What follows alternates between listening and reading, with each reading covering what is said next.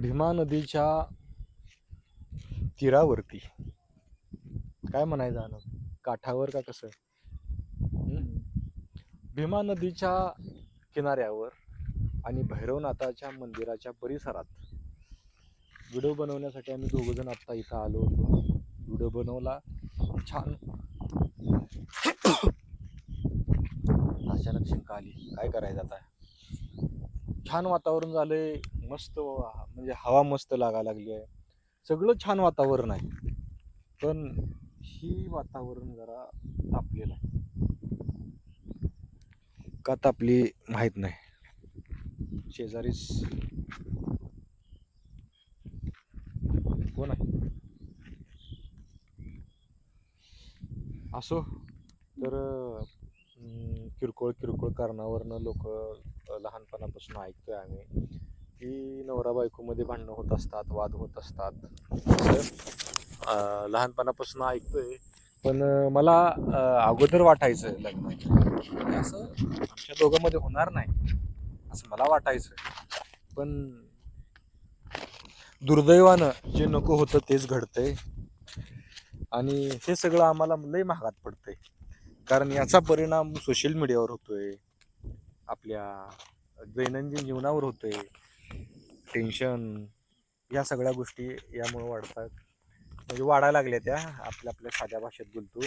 आणि काय आहे माहीत आहे का, खरंच वाद नसायला पाहिजे. वाद असला की डोकं बी बाद होऊन जाते, कुठल्या कामात लक्ष लागत नाही. मग पण दुर्दैव हे असं होत राहतंय. म्हणजे नाही का, किती जरी समजून घेतलं तरी जर मेंदू डोक्यात नसून जर गुडघ्यात असेल तर असं होतंय. बरोबर आहे का अनु? काय म्हणायचं तुला यावर? काय प्रतिक्रिया आहे तुमची? आपण निरागस, सालस, गरीब आणि बिचाऱ्या नवऱ्याला तू त्रास देते असा माझा तुझ्यावर आरोप आहे. तर हा आरोप खरा वाटतोय का तुला? म्हणजे तू क्रूर आहे, निष्ठुर आहे, असा नदीचा घोट घेण्याच्या तयारीत असते तू. खरा आहे का तुझं? म्हणजे ही काय कारण आहे नेमकं की ह्या बिचाऱ्या नवऱ्याला तू का त्रास देते? ह्याच्या मागचं काय कारण आहे? म्हणजे नवऱ्याला भांडण्यासाठी तुला काय कारणाची गरज नाही असं आहे का? म्हणजे काय कारण लागत नाही तुला? जर समजा नवरा प्रेमानं बोलत असेल तर तू कुरळी काढते का? हा, मग कोण काढतंय? हा, मला तर नाही का, मी एवढं तुला समजून घेतोय. काय चूक झाली तर समजावून सांगतोय, चुकीवर पांघरून घालतोय, आणि तरी देखील तू भांडणाची म्हणजे एक सुद्धा संधी सोडत नाही. ह्याच्या मागचं काय कारण आहे? म्हणजे कारण नाही, पण सवय आहे भांडायची. म्हणजे सवयीचा गुलाम आहे माणूस. तसं तुला भांडावं असं वाटतंय ह्याच्यामुळं का? बरं, डॉक्टरांनी ज्यावेळी माझी ट्रीटमेंट झाली आणि डॉक्टरकडे गेलो, डॉक्टरांनी सांगितलं की तुमच्या नवऱ्याला तुम्ही त्रास कमी द्या.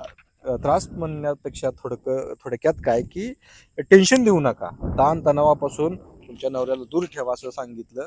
पण ती डॉक्टरांचं म्हणणं तू ऐकलं नाही. कशामुळे ऐकलं नाही?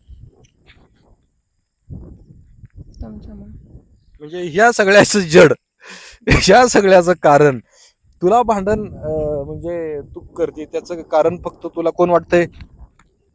कोण कोण बापरे.